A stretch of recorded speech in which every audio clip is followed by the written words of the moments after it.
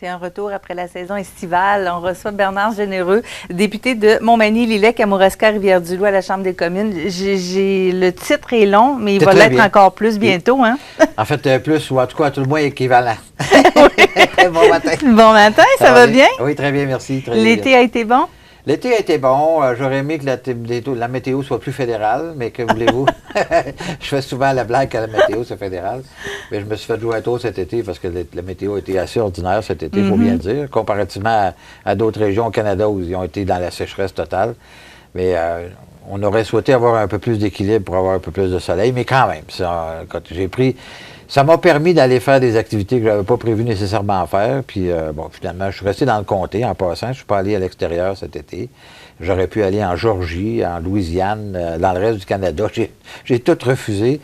Je voulais absolument être dans mon comté parce que c'est ici que ça se passe, c'est ici qu'on se fait élire, puis c'est ici que, bon, évidemment, on est gouvernement minoritaire actuellement. On ne sait jamais à quel moment l'élection peut être déclenchée. Donc, moi, je fais de la politique, donc ma job, c'est d'aller voir le monde, puis c'est ce que j'ai fait tout l'été. Bon, on se pose la question, ça fait quoi un député l'été? En fait, évidemment, les bureaux demeurent ouverts, puis on donne le service à la clientèle, bien sûr, à l'ensemble de la population. Et il faut savoir que dans nos bureaux, maintenant, 50 de nos cas, c'est des cas d'immigration. Donc, évidemment, mon personnel s'occupe beaucoup de tous ces cas-là. Puis, évidemment, comme je te dis, moi, j'ai fait beaucoup d'événements, j'ai fait beaucoup de rencontres cet été. J'ai participé à de nombreux événements, tous les festivals, les fins de semaine. Parce que ça donne que les festivals, c'est sur les fins de semaine. Oui, oui. Donc, de temps en temps, on prend quelques journées dans la semaine. J'ai un chalet, donc j'en ai profité un peu. Mais j'aurais aimé profiter encore plus de mon chalet, mais quand même, ça reste qu'on se doit d'être présent, je pense, auprès de la population qu'on représente. Et ça, pour moi, c'est fondamental dans le rôle que je fais. Puis donc, j'ai un plaisir à le faire, je pense, assez évident. Oui, absolument. Il y a une pause aux communes. Oui. Mais... En fait, du 24 juin au 18 septembre cette année, là, donc c'était pratiquement 3 mois là, où on était dans nos comtés là, respectifs. Il faut savoir qu'on est 6 mois par année à Ottawa et 6 mois dans nos comtés. Donc, on recommence la session le 18 septembre prochain, la semaine prochaine, lundi. On a une semaine en octobre dans nos comtés, une semaine en novembre, puis après ça va à décembre, ça va à Noël. Donc, on est parti là, presque 3 mois de temps complet. Donc, tu sais, c'est important qu'on ait une période de temps dans l'année. Ça donne que c'est l'été, là, mais c'est important d'avoir cette période-là pour aller à la rencontre de nos électeurs ou des gens qu'on représente, pour aller avoir le pouls de ce qu'ils pensent, c'est quoi leur problématique qu'ils vivent. Puis surtout d'aller leur dire qu'on est là pour eux autres, pour les servir. Parce que les gens, souvent, ils n'ont pas un premier réflexe de nous appeler quand ils ont un problème. Et là, ça donne qu'on est assez populaire, nous autres, parce qu'on fait beaucoup la promotion de nos services. Puis on est là pour ça. Oui, puis vous êtes là depuis un bout de temps aussi. Bien, ça fait au total 8 ans et demi bientôt. Il faudrait que je le recalcule. Je dis souvent que ça fait 8 ans et demi. Ça doit faire bientôt 9 ans là, que je suis là. J'adore encore mon travail. J'aime beaucoup ça. J'ai hâte à la prochaine élection. D'ailleurs, j'avais dit lors de la dernière, en 2021, le lendemain que je serais là pour la prochaine. Donc, je vais respecter ma parole, même si l'élection a lieu en 2025. Là, ça m'amènerait vers 67, 68 ans, là, dans une fin d'un prochain mandat de 4 ans. Alors, ça peut-être ferait autour de 13, 14 ans que j'aurais été là. En tout cas, je verrai rendu là. Mais j'aime beaucoup ça. Ma femme me disait, je pense qu'on ne sortira jamais le gars de la politique. On verra bien. Monsieur Généreux, on vous sent gonflé à bloc. Est-ce que c'est le caucus qui vous a donné ce... Bien, le caucus, en fait, la convention qu'on vient d'avoir en fin de semaine à Québec a été, je vous dirais, très positive, sur tous les points de vue. Et moi, je suis déjà gonflé à bloc naturellement, je te dirais. J'aime beaucoup ce que je fais, donc ça me fait plaisir de rencontrer un paquet de monde tout le temps. Évidemment, là, on a rencontré nos collègues, on était entre nous. Il y a eu des... Écoute, puis j'ai parlé avec un journaliste de la presse, d'ailleurs, puis j'ai bien apprécié qui a rapporté mes propos en disant que il faut garder beaucoup d'humilité actuellement. Il ne faut pas vendre, je dis à la blague, il ne faut pas vendre la peau du castor avant de l'avoir tué, là. Oui, oui. Mais, ou son cuir, en tout cas. Mais il faut être conscient qu'en politique, tout le monde est tout redescend. D'ailleurs, les voix ensoleillées de M. Trudeau en 2015, aujourd'hui, sont plutôt nuageuses. Je peux m'exprimer comme ça. Donc, on ne peut pas juste se péter les bretelles tout le temps. Il faut s'assurer de répondre à ce que les gens veulent. Et ce qu'actuellement les gens veulent, c'est d'avoir un niveau de vie acceptable. Donc, combattre l'inflation, c'est la priorité numéro 1. Ça sera la priorité numéro 1 de notre gouvernement. Et la façon d'y arriver, c'est de revenir à l'équilibre budgétaire. Ce que le gouvernement libéral ne veut absolument pas faire. Alors, on est complètement on est dans des oppositions là, très importantes en termes de vision, de comment on doit ramener le coût de la vie à un taux acceptable pour l'ensemble de la population.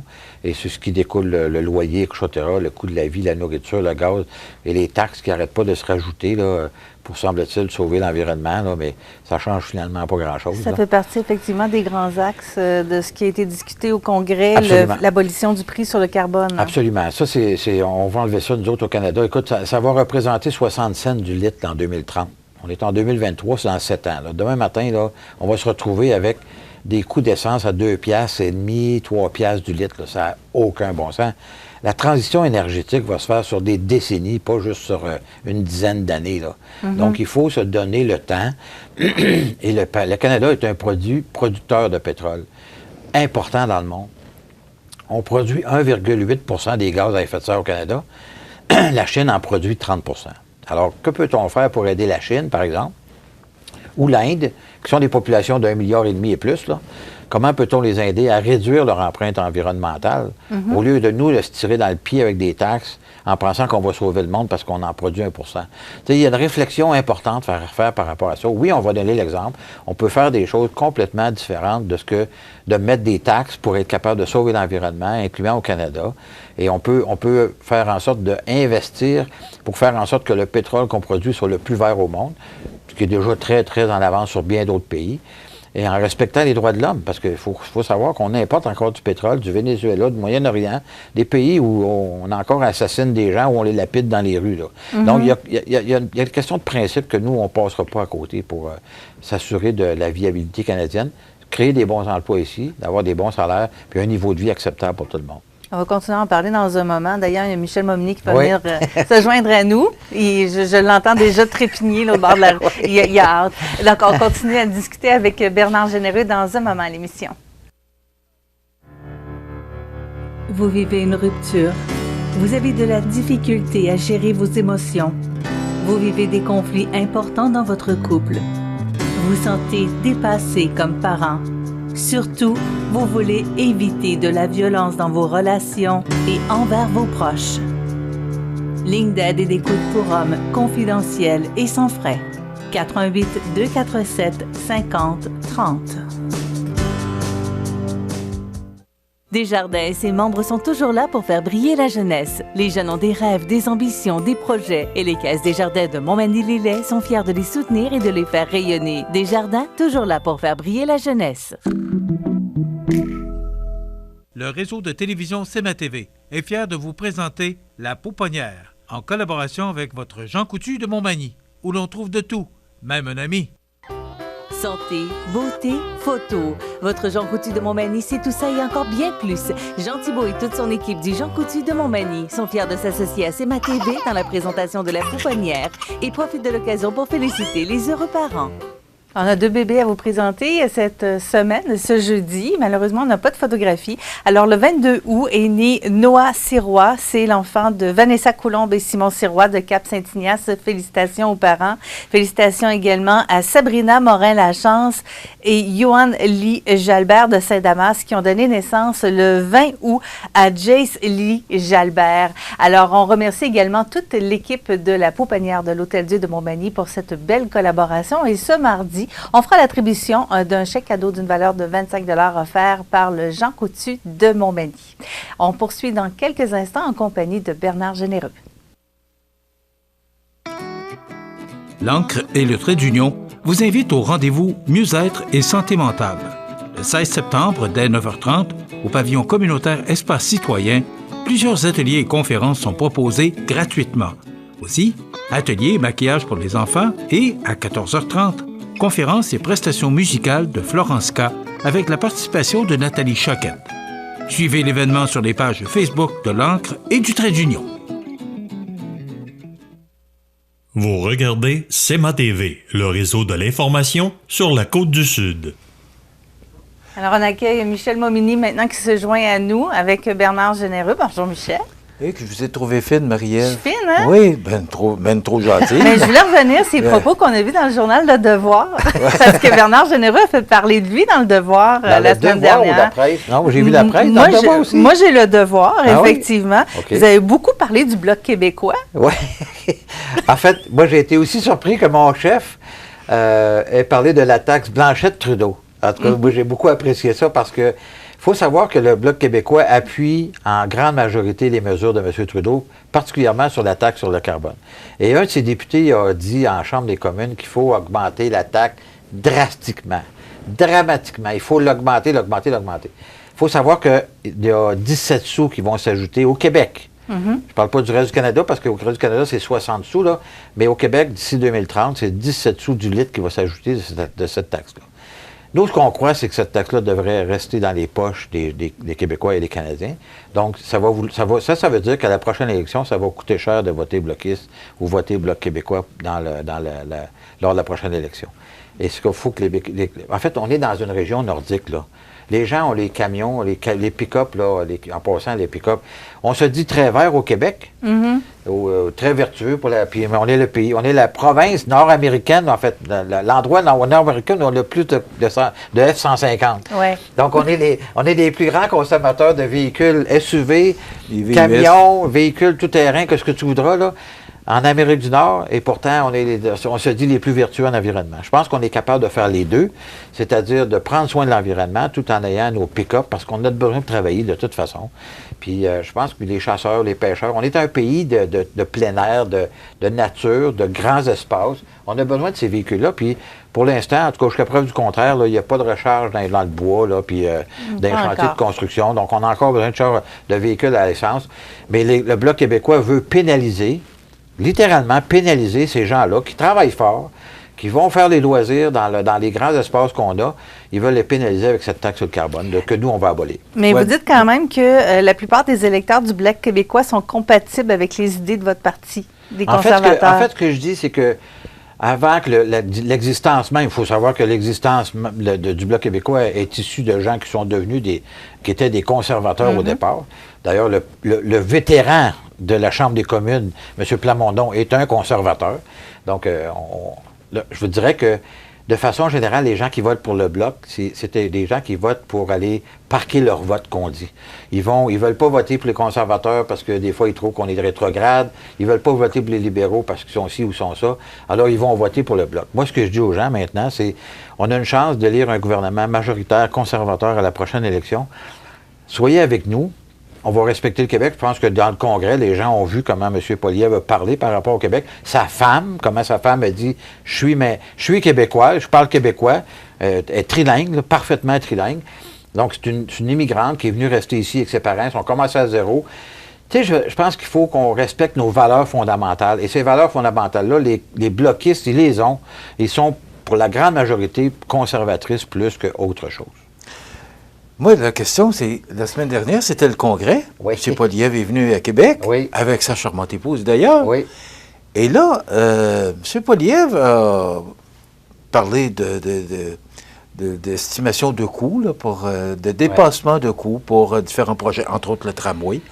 A parlé également des dirigeants municipaux qui étaient de mauvais administrateurs. Et pourtant, les sondages favorisent M. Poilievre actuellement. Parce que, M. Trudeau est en chute libre, là, on le sait. Est-ce que c'est pas une mauvaise porte d'entrée que M. Poilievre a pris? Parce que vous l'avez dit, les élections sont dans 2 ans. Oui. En fait, M. Poilievre, premièrement, il n'a pas la langue dans sa poche, il dit ce qu'il pense, puis il l'a dit durant la course à la chefferie. D'ailleurs, plusieurs ont dit que ça n'avait pas de bon sens, ce qu'il avait dit, etc. Mais aujourd'hui, on se rend compte, puis je vais faire un aparté sur le président de la Banque du Canada. Le directeur de la Banque du Canada. M. Poilievre avait prédit ce qui arrive au moment où on se parle, il y a 2 ans et demi. Donc, l'endettement cumulatif de Trudeau va faire exploser les taux d'intérêt et l'inflation. C'est exactement ça. Bernard, tout le monde avait vu ça. Là. Pas parce tout que le monde. l'argent qui a été injecté dans le pays je ne suis pas sûr que tout le monde l'avait vu tant que ça. Parce que Trudeau, il continue à faire des déficits comme si de rien n'était. Puis là, le directeur de la Banque du Canada est obligé de garder ses taux d'intérêt à 5 %. Donc, on espère que les taux d'intérêt et l'inflation vont baisser à 2 %. C'est ça l'objectif. Mais ça va prendre beaucoup plus de temps. Aux États-Unis, il y a 3,7. Oui, mais c'est ça, mais reparti en montant l'inflation. Donc, les Canadiens continuent à dépenser comme si rien n'était, là. En tout cas. Mais tout ça pour dire que M. Poilievre n'a pas peur des mots, puis il n'a pas peur de dire. Parce que, imaginons quand tu es déménagé ici, toi, tu t'es fait un budget de 100 000 $. Puis finalement, tu dis à ta femme, ben là, parce qu'elle est partenaire avec toi, là, ben finalement, c'est pas 100 000, écoutez, c'est 250 000. Là, tu dis, oh, t'as peu, là. Je suis certain qu'elle a dû péter les plombs, là, c'était pour te dire ça. Tu sais, il faut que les gens se fassent dire que le gouvernement fédéral, c'est pas une banque à pitons, là, puis on va pas juste. C'est l'argent des contribuables qu'on gère. Il faut qu'on gère l'argent des contribuables comme on gère nos propres budgets. Moi, je vais vous dire, là, actuellement, je pense qu'on doit faire un bon ménage à Ottawa parce que, sincèrement, on est en train de dépenser de l'argent pour des choses qui n'ont aucun sens. Puis la banque d'infrastructure en Chine en est un exemple, mettons. C'est des milliards de dollars qu'on met là-dedans. C'est fou raide, là. On n'a pas besoin de faire ça. On va garder notre argent pour nous autres. On va créer des emplois, créer des meilleurs salaires, puis baisser les taxes pour tout le monde. C'est ça qu'on veut faire. Il nous reste 2 ans pour en parler, mais absolument. Là, je vois que le temps passe vite. Et il y a un appel au boycottage de Facebook et d'Instagram demain. Je veux vous entendre là-dessus parce que on sait que le Parti conservateur est contre la loi C-18. Ouais. Et pourtant, ça nous affecte, nous, ici en région. Je Et parle des médias locaux et régionaux qui n'ont plus leurs nouvelles sur leur page respective, leur page Facebook. Ouais. Et pourtant, le Parti conservateur est contre la loi C-18. En fait, on n'est pas contre l'idée qu'il y ait un partage des revenus. OK? Soyons très clairs. On n'est pas contre ça, puis on a déjà parlé de ça.